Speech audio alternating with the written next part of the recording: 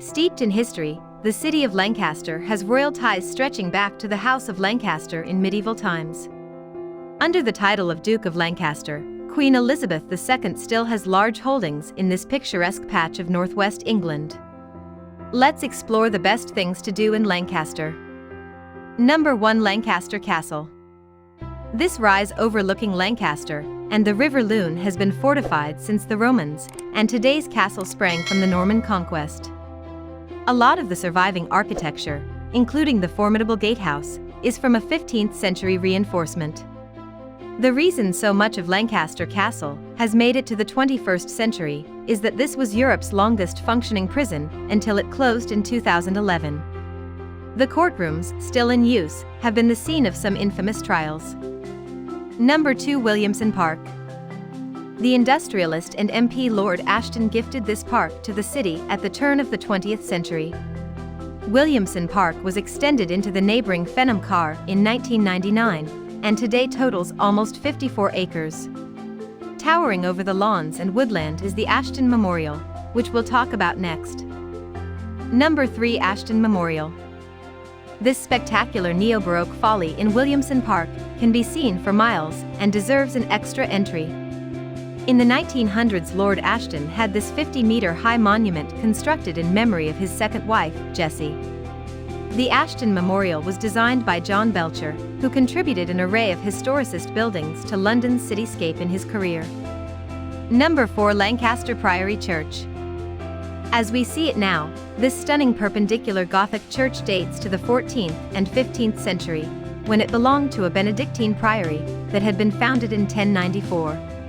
Keen antiquarians won't want to miss the choir, which has England's third oldest stalls, fashioned around 1340. These are made from oak and have folding seats, misericords, many of which have peculiar carvings of mythological creatures, human busts, and everyday scenes. Number 5. Lancaster City Museum. The City Museum has been housed in the former town hall on Market Square since 1923. This regal sandstone ashlar building, fronted by a pediment and Tuscan portico, went up in the early 1780s. The museum will give you a crash course in Lancaster's history, with the help of some sensational artifacts. Number 6. Lancaster Maritime Museum.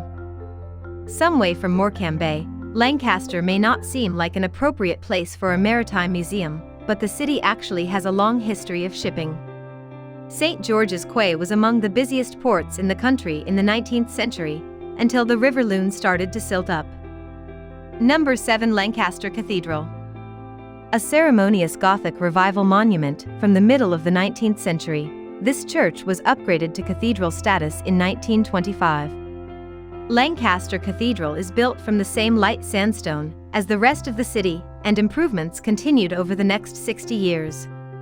In 1909, the prolific restorer Giles Gilbert Scott refloored the nave, added black and white tiles in the chancel, replaced the altar, and installed the current oak pews.